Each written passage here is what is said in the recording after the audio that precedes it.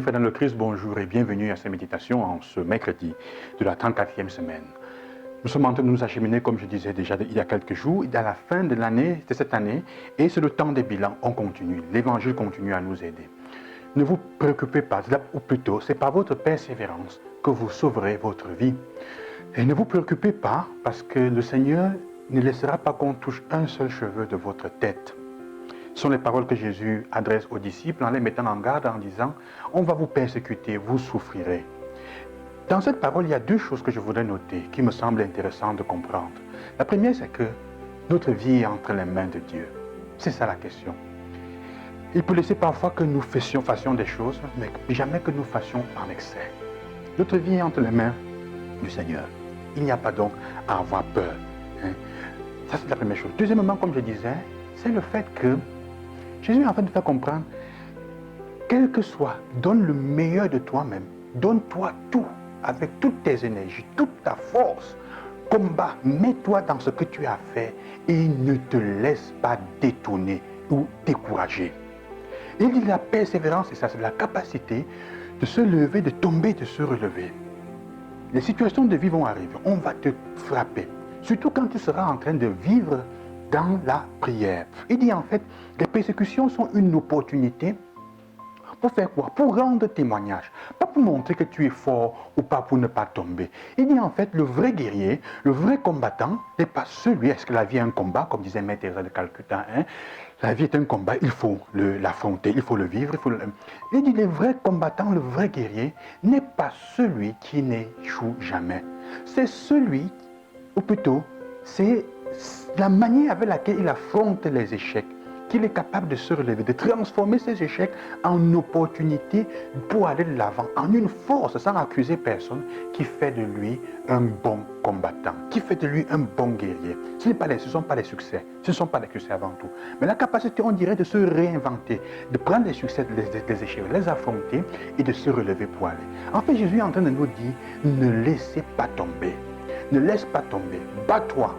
Courage, tant qu'il y a la vie, il y a l'espoir. Tant que tu es debout, tu peux encore t'en sortir.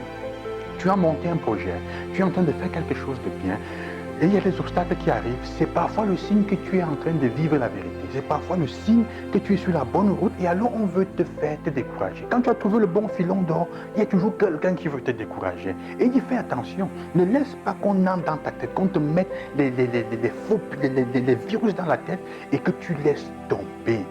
Et ne te décourage pas, essaye, lève-toi. Jésus est en train de dire cela, lève-toi mon frère, ma soeur. C'est le temps du bilan. Quand tu regardes ton année, quelles sont les opportunités, les choses que tu as pu réussir dans la persévérance?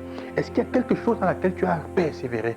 Est-ce que tu as laissé tomber? Est-ce que tu as souvent abandonné durant ton année? Alors il faut te relever, c'est le temps de persévérer. La persévérance donc, c'est la capacité d'être résilient, on dirait, non? De se relever pour aller de l'avant.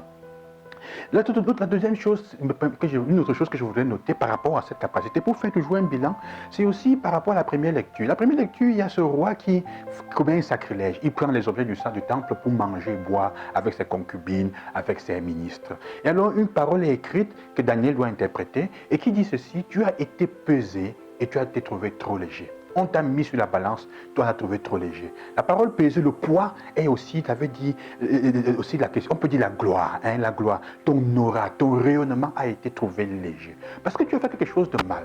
Toutes les fois que tu as fait le mal, toutes les fois que ça t'a dépotentié, ça t'a enlevé quelque chose de ton aura, ça t'a rendu léger, ta gloire était inexistante, tu n'as pas d'influence et de poids. Il ne faut pas penser que ça nous aide.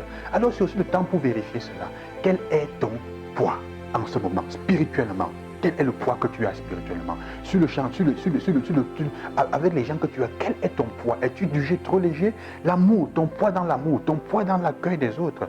Alors je vous propose un exercice aujourd'hui. Si vous avez du courage, demandez à vos collaborateurs, à vos collègues, à vos amis, à vos familiers de vous évaluer, de vous aider à vous évaluer par rapport au poids de sympathie, d'amour, de bien d'une personne bien avec qui on aime vivre que vous avez. Et de regarder un peu par rapport à l'année dernière, est-ce que ça a évolué votre poids est devenu plus positif, plus bon, vous êtes devenu plus consistant en poids positif ou alors en poids négatif. Parce que vous savez, le bon leader, en effet, est aussi celui-là qui est capable de se faire évaluer pour voir quel est le poids, pour voir s'il a résisté à tout ce qui est négatif. Si voici, il a été persévérant dans la difficulté, parce que c'est ça qui fait le bon leader. Il n'a pas peur des difficultés, il n'a pas peur des risques de se confronter avec ce que les gens aussi pensent de lui.